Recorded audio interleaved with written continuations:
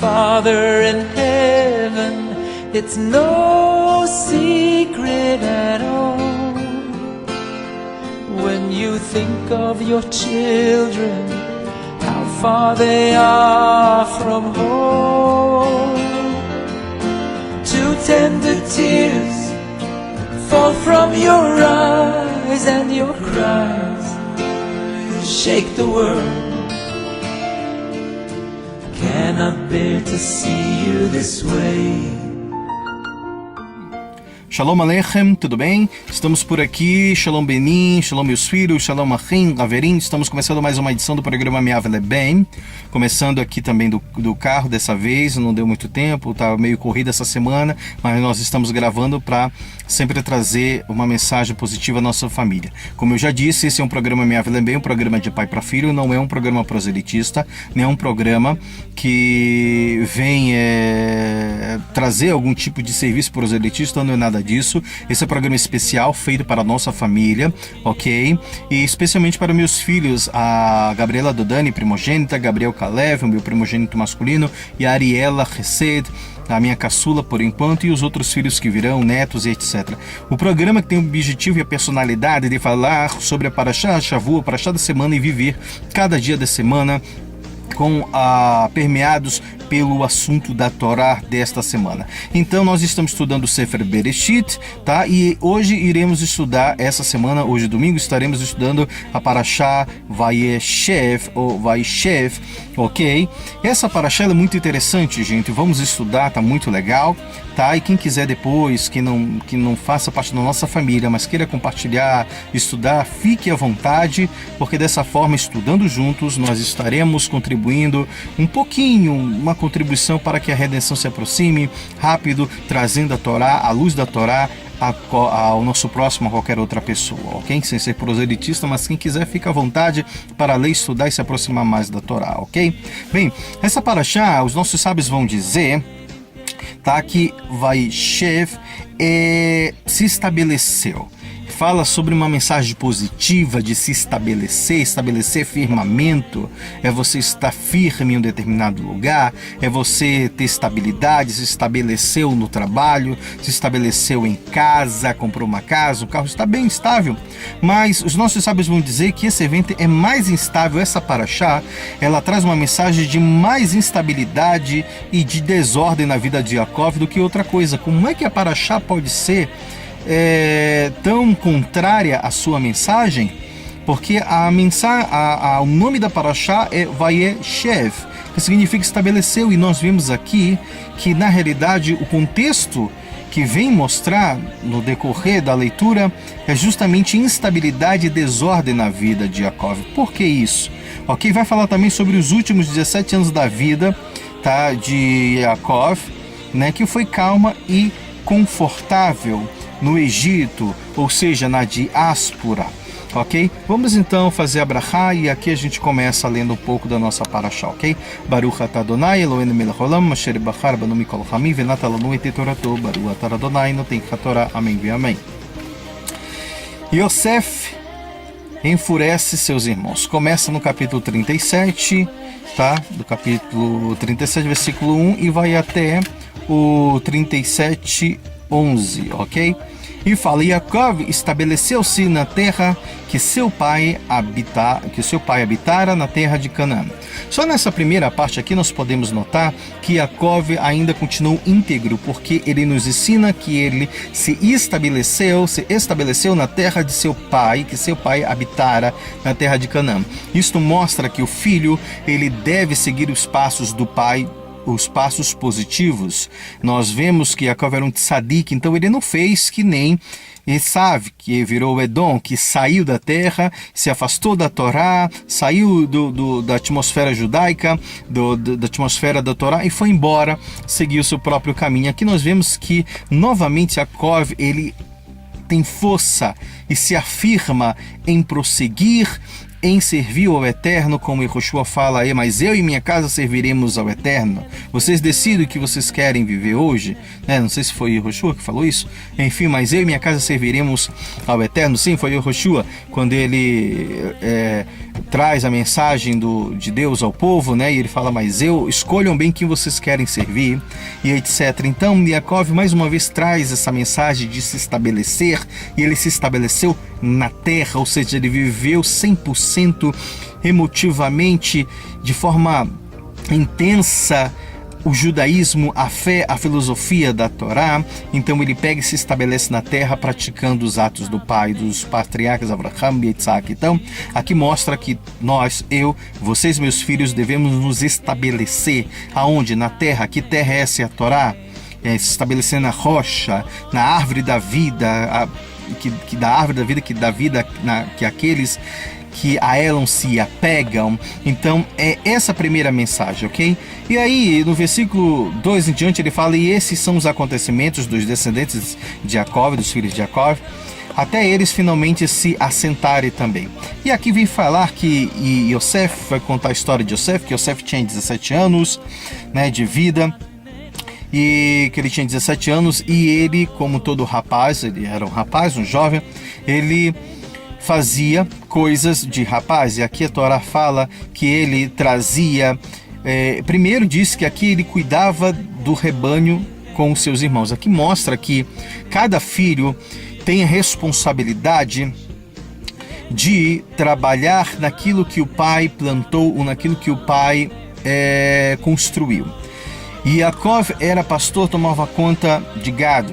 Nós vimos que os filhos dele continuaram o trabalho do pai, né, ajudando justamente nesse trabalho. Quer dizer, o pai trabalhava com gado. Eu vou fazer outra coisa, papai. Não, todos os filhos estavam em comum acordo com o pai, contribuindo com a missão divina, né, de dar início ao povo escolhido, ao povo de Israel. Estavam comprometidos com a Torá. É a mesma coisa do que o papai está estudando, fazendo de tudo para se tornar um Baal Teshuvá, para fazer Teshuvá, para fazer o retorno. E aí a gente faz de tudo e de repente os filhos dizem, não, mas não é isso que eu quero, papai. Tudo bem, o senhor está voltando ao judaísmo, está vivendo o judaísmo, mas nós não queremos viver o judaísmo. Se os nossos antepassados, os nossos avós, bisavós, eles deixaram o judaísmo, o Senhor está voltando com todas as forças a viver o judaísmo, mas nós não queremos. Não é assim. Vocês devem dar continuidade, né? Já diz um grande rabino contemporâneo que teremos netos judeus. Eu estou trabalhando justamente esse projeto para inserir, inculcar na vida de vocês, meus filhos, de que nós precisamos da Torá. Existe uma história, um midrash, que fala sobre o Rabi Akiva, que ele conta que na época em que ele estava sendo perseguido porque ele não poderia estudar a Torá e ensinar a Torá em público, né, quando o nosso povo passou por perseguição, algumas pessoas chegaram para ele e disseram, você não tem medo, Rabi Akiva, de ensinar em público, né? E você pode ser condenado à morte. E aí o Rabi Akiva falou o seguinte, olha, eu vou contar uma história para vocês. Existia uns peixes que viviam no lago e eles corriam de um lado para o outro porque eles tinham medo de ser capturados pela rede do pescador. De repente veio uma raposa e a raposa chegou até os peixes e disse, por que vocês correm de um lado para o outro? Vocês estão em perigos aí na água. O pescador pode jogar a rede e vocês podem ser apanhados a qualquer momento. Façam o seguinte, pulem para cá, para fora, para a terra e venham morar comigo e eu protegerei vocês. E aí os peixes viraram para a raposa e disse, você é a raposa? Se acha um animal tão inteligente, tão astuto assim desse jeito? Você é um bobo. É ignorância isso que você está falando. Se a água, que é o nosso habitat natural, aonde nós vivemos, já é perigoso, imagina fora da água, nós não iríamos sobreviver. Isso significa que a Torá é a nossa vida. Se cumprindo o judaísmo, cumprindo as halachot, as mitzvot, a gente vivendo dentro do judaísmo, da nossa fé, cumprindo nesse mundo contemporâneo, como é tão difícil viver, ser ortodoxo ou racídico, já é difícil viver a Torá, quanto mais deixando a Torá. Então essa é a mensagem que eu deixo para vocês, de que vamos dar continuidade àquilo que o papai começou, que é a techuvá da nossa família. Tenham filhos e que seus filhos possam ser filhos judeus também, que eu possa ainda ter netos judeus e bisnetos judeus. Vamos dar continuidade como Yosef e os seus irmãos faziam, dando continuidade ao trabalho do pai. Essa é uma mensagem. Ponto. Vamos continuar. Aqui diz que Yosef então trabalhava com seus irmãos tomando conta do rebanho do pai. E ele trazia mais notícias, né, sobre seus irmãos. Mas antes disso, a Torá fala que ele fazia coisas de rapaz, como enrolar os cabelos, retorcar os seus olhos para parecer mais atraente, e passava muito tempo com os filhos de Bila e Zilpa, mulheres de seu pai, os quais os filhos de Leia tratavam desrespeitosamente. Yosef, portanto, costumava trazer relatos a seu pai do comportamento de todos os filhos de Leia que ele julgava maus. Então aqui mostra primeiro que Yosef era um jovem normal, ele era imaturo, era maduro, o que ele era? Né? E ele fazia coisas normais de jovens, e os nossos sábios vão dizer, Midrash vai dizer que ele era meio narcisista, ele gostava de se olhar no espelho, se amava, gostava de estar bonitão, com o cabelo lá em cima, como os jovens de hoje em dia. E aqui a Torá fala que ele trazia mais notícias. Primeiro, os nossos sábios vão dizer que os filhos de Leia, eles tratavam mal os filhos de Bila e de Zilpa, porque eles diziam que eles eram filhos de escravos. E como Yosef permaneceu mais próximo deles, Yosef achava esse comportamento não digno, e por isso ele encarava os filhos de Leia como sendo maus, e ele sempre que podia trazia relatório ao pai, né? O filho mais novo trazia o relatório ao pai. Aqui diz os nossos sábios, vai falar sobre o seguinte, baseado no Likutei Sihot, no volume 30, fala sobre o seguinte: o pedido de Jacó para viver em paz se concretizou finalmente nos últimos 17 anos de sua vida, quando ele viveu tranquilamente dentro da terra do Egito, na terra do Egito, em Mitzrayim, com seus filhos e netos. Porém, isso só ocorreu como resultado de seu pedido sincero a Deus. Isto nos ensina sobre a importância de pedir a Deus que Ele traga a verdadeira e completa redenção, Mashiach now, Mashiach agora, sem demora, como o Midrash declara. Mesmo se a única coisa que o povo judeu tenha seja esperança, ele merece a redenção em mérito desta esperança. Então, mesmo que a gente não tenha atos de boas ações, mas só tenhamos essa esperança, nós merecemos a redenção. Os nossos sábios vão dizer que os últimos 17 anos da vida que Jacó teve foi uma vida calma e confortável no Egito, na diáspora. Por que no Egito, na diáspora, e não na terra de Israel? Isso significa, os nossos sábios vão dizer que Deus vai falar sobre as provações de Deus para nos elevarmos espiritualmente. Então, os nossos sábios vão dizer também que Deus fala sobre o seguinte: já não basta a recompensa grande, maravilhosa que os tzadikim, que os justos terão no Olam Rabá, eles ainda querem ter paz e tranquilidade nesta terra. Isto mostra o esforço do verdadeiro tzadik. O verdadeiro justo, ele não apenas acha, aqui já acabou, a vida já acabou, eu não quero nada dessa vida, eu quero o Olam Rabá. Ele acaba desistindo dessa vida. Não. A missão do povo judeu é fazer desta terra uma morada para Deus. Então os verdadeiros tzadikim, eles se importam com o seu próximo, se importam com a política, se importam com o que está acontecendo na nossa sociedade, com seus filhos, e querem fazer deste mundo um lugar melhor para os seus filhos e para a humanidade. Então Jacó pediu que ele vivesse em paz, em confortável também aqui, porque nós devemos fazer desta terra, do nosso lar, da nossa família, da nossa casa, do nosso trabalho, da nossa faculdade, enfim, do local onde as pessoas estão ao nosso redor, um local calmo, de paz e confortável, fazendo desta terra um lugar, uma morada para Deus. Ok? Então por isso que ele fala, ele desejava, então, portanto, e fala que ele teve os últimos 17 anos dele em Mitzrayim, no Egito, e não em Canaã. Por que não? Porque isso daqui mostra um outro grande desafio. É muito fácil você ser judeu dentro da sinagoga.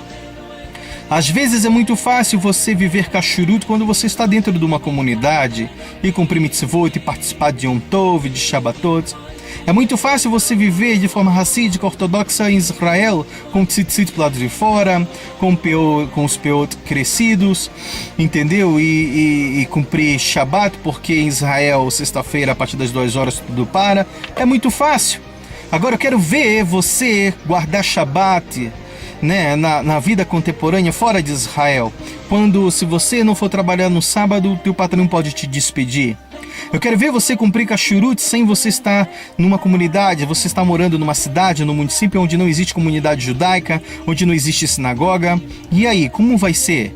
Vai ser a sua casa tem que ser uma sinagoga, onde não existe mikveh, e você vai ter que procurar um riacho, algo afastado que esteja de acordo com a halakha para você fazer o teu mikveh, né? Como você vai cumprir Kashrut, como você vai cumprir Shabbat, como você vai cumprir os Yom Tovim ou Yom Tov, que é muito difícil você cumprir o Hag Purim sozinho.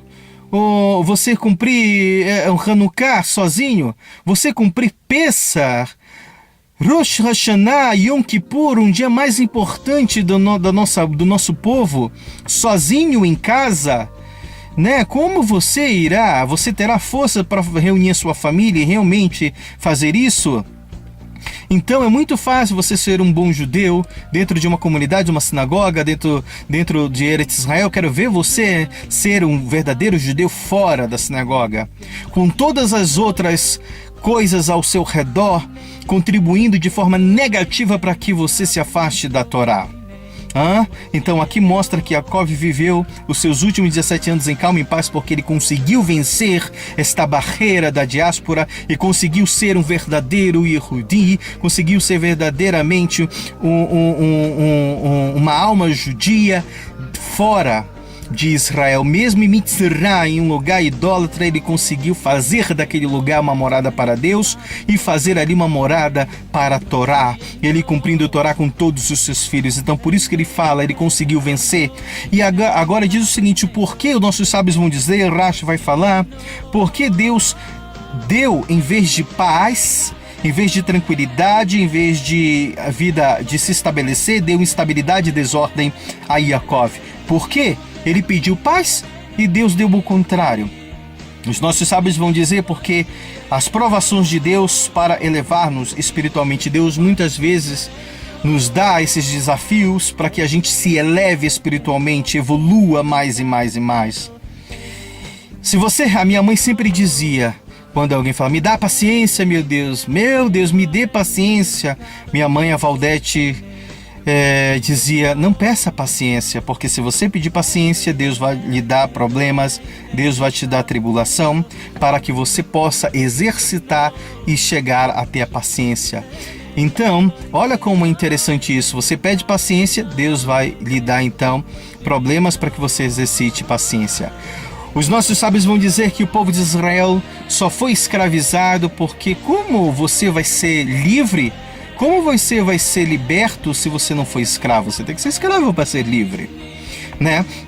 Então, quando você pede, Deus, eu quero poder aprender a amar, eu quero aprender a perdoar. Se você pedir isso, Deus vai te dar situações onde pessoas vão te machucar, para que você aprenda a perdoar. Deus vai fazer com que pessoas se aproximem até você, aonde você vai ter que se esforçar para amar essas pessoas, se você quer amar verdadeiramente.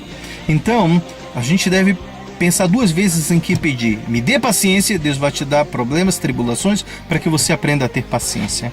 Então, nossos sábios vão dizer que justamente Deus complicou um pouco a vida de Yaakov aqui, não como algo para punir, mas como um problema, uma bênção disfarçada de problema. Ela é uma bênção, mas ela está disfarçada de problema para que você tenha sucesso. Então é essa mensagem que a Torá vem trazer para a gente, ok? Dele ter a paz dele somente nos 17 últimos anos de sua vida, quando ele teve o problema com a separação de Yosef e etc. E aqui no versículo 3 continua, e Israel amava Yosef mais do que qualquer um de seus outros filhos, uma vez que ele era o filho nascido de sua velhice. Ele lhe fizera uma túnica da melhor lã, Quando seus irmãos então perceberam que seu pai amava mais do que todos os irmãos, eles começaram a odiá-los e eles não falavam de forma serena com ele. Olha, aqui existe um ditado que a maioria dos pais sempre diz: eu amo todos vocês igualmente. Minha mãe sempre dizia: eu amo você e a Valena igualmente, não amo nem mais nenhum outro. Olha, eu discordo um pouco disso. Eu acho que o pai e a mãe, eles têm uma determinada tendência a gostar de um de outro. Eu não digo que ame mais. Eu acho que o amor, ele é diferente. Você vai amar uma determinada pessoa porque ela é desse jeito, você vai amar essa outra pessoa porque ela é desse jeito, e um terceiro porque ele é de outro jeito. Nós temos essa habilidade de amar pessoas diferentes com a mesma intensidade. O que acontece é que os pais acabam se aproximando mais de um filho que obedece, que dá mais alegria, que faz mais a vontade do pai, e os pais acabam se estressando, se decepcionando, ficando doente com o comportamento de outros filhos. Mas isso não significa que o pai ame mais um do que o outro. Eu acho que é mais a tendência de se alegrar com um ou com o outro. Por exemplo, eu sou um pai muito grudento, muito beijoqueiro, né? Então, quando a Ariela recém agora pequena, eu gosto muito de abraçar, porque é a oportunidade que eu tenho de beijá-la e abraçá-la, porque depois que ela cresceu, o Shulchan Aruch vai dizer que a gente não pode mais fazer isso, que nem a Torá também vem falar. Existe determinadas halachot para isso, mitzvot. Então eu beijo demais a Ariela, só que ela não gosta muito. E eu peço: Ariela, beija papai, e ela não beija o pai. E isso me deixa chateado, porque eu quero uma filha para me paparicar, para me beijar, para retribuir esse carinho. Mas eu beijo, abraço, e ela faz de propósito. Às vezes eu tô quieta, ela vai lá e beija a mãe no rosto e não beija o pai. Eu falei: ó, por que beijou a mãe e não beijou o papai? Beija papai. E ela brinca: não quer, não quer. Então ela fica brincando com isso. Mas no fundo, quando eu faço de contas que eu choro, que eu tô triste, ela vai lá e beija papai e beija o papai, né? Então, o filho que segue mais a Torá, né, que cumpre mais a mitzvot. Eu me lembro quando a Gabriela do Dani estava aqui em Curitiba com a gente e ela lia a Torá, olha, sem eu pedir para ela fazer, eu ensinar, ela pegava o caderno e ia escrevendo as letras em hebraico, ela pegava aqui o Sefer, o Humash, e ela copiava, olhava no Humash e ia copiando a Parashá da semana, aliá da semana, ali ia escrevendo. Ela se esforçava para fazer a Netzilat Yadayim, as brachot de Shabbat, de acendimento de velas, da Halá. E ela ainda tinha o que, 8, 9, 10 anos, e isso me alegrava muito, porque eu falei: poxa, minha filha está buscando fazer isso. O Gabriel já não era muito assim, porque eu não tive tanta oportunidade com ele. Isso me deixava triste, porque o meu filho está longe de mim, ele está perdendo essa coisa, essa seiva tão importante que é da Torá. Mas isso não significa que o pai ame mais a um do que o outro, não. A gente ama todos de forma particular e de forma personalizada. Cada um, papai tem um amor inigualável por cada um de vocês, ok? E aqui fala que Israel amava mais Yosef do que seus irmãos. Isso prova, nossos sábios dizem, que o pai não deve fazer distinção entre um filho e o outro, porque isso com certeza irá gerar esse problema de ciúmes. Então o pai nunca deve fazer isso. É muito legal que na nossa cultura, na cultura judaica, quando os pais têm filhas ou filhos, na hora que o pai compra uma roupa igualzinha para a filha, os racídicos mais fazem isso, os ortodoxos, comprou uma roupa para a filha, compra igualzinha a mesma roupa, por mais que uma tenha 5 anos e a outra tenha 10, compra a mesma roupa, manda fazer uma roupa igual para cada filha. Os filhos costumam vestir as mesmas roupas com os tzitziot e etc, para permanecerem juntos, para que não haja aquela disputa de que o papai comprou uma roupa melhor para ele e uma outra não melhor para a gente, né? Então esse é um costume muito legal no nosso povo, de igualar todos, né? E aí fala que seus irmãos, voltando aqui, diz que não tinham mais paciência de falar com ele, ok? Então isso daqui prova que eles já de um bom tempo essa indiferença vinha acontecendo, ok? E fala que Israel fez uma túnica. Como eu falei, né? Se for para dar um presente, dê igual presente para todo mundo, né? Não faça distinção. Se comprou um sorvete para um, tem que comprar um sorvete para outro também. E aí conta que Yosef teve um sonho e contou aos seus irmãos e eles odiaram ainda mais. Vem cá. Aqui a gente pode aprender de uma forma básica de que a gente não deve ser tão ingênuo desse jeito. A gente está vendo que as pessoas odeiam a gente está vendo que as pessoas não gostam tanto da gente e a gente vai lá, acaba contando vantagens ou alguma outra coisa que aconteceu de forma positiva. Na frente daquelas pessoas, elas vão continuar com mais raiva ainda da gente. Tem muitas pessoas que não gostam de judeu. E aí, de repente, você é um Yehudi, você está no trabalho e de repente você fala, poxa, ganhei na Mega Sena. O cara vai ficar com raiva. Olha aí, o judeu ganhou. Para quem vai ficar contando isso? Né? Mas aqui parece que Yosef era uma pessoa ingênua, ele estava cometendo um erro. Se ele sabia que os irmãos não gostavam dele, por que ele ainda foi contar um sonho que fala sobre os feixes que iam dobrar e que os irmãos iam se dobrar a ele?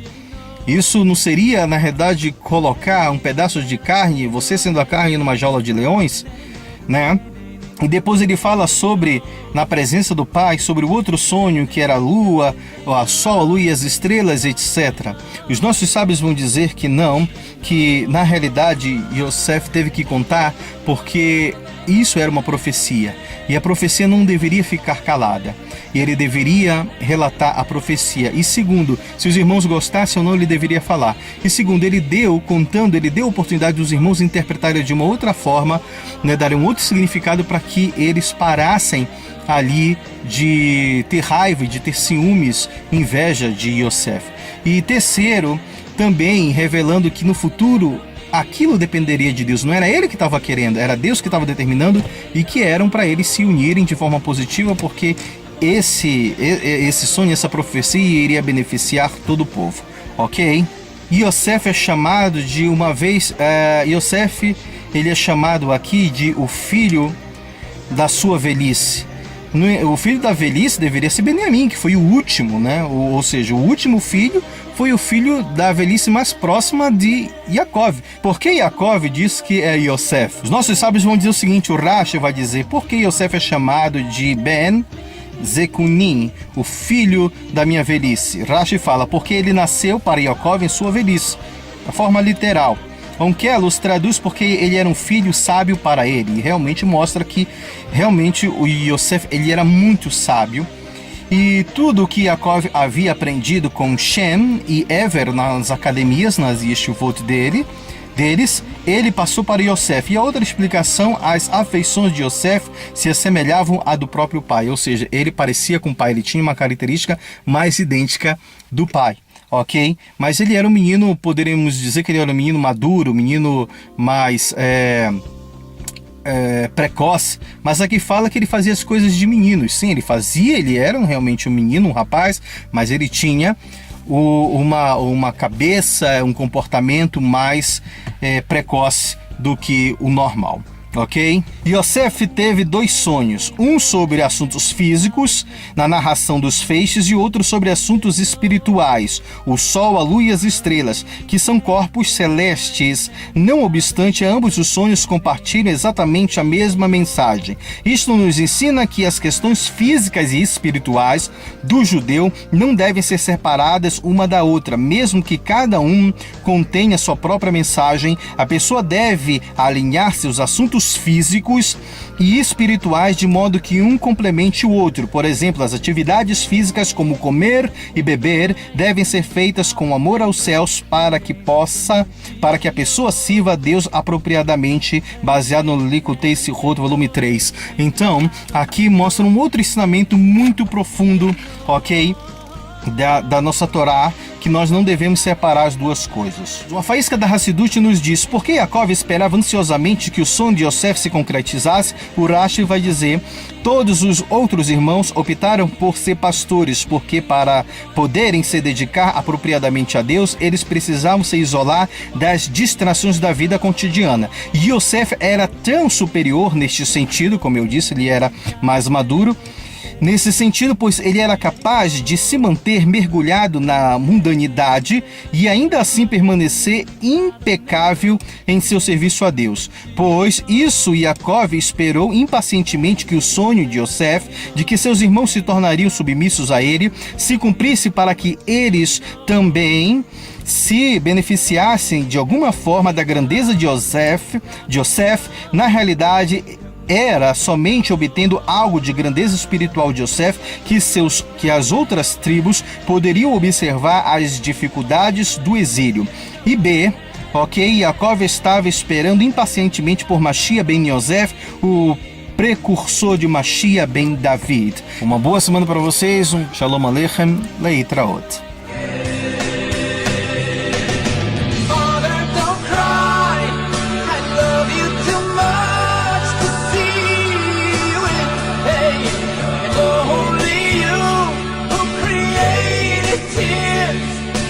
Wipe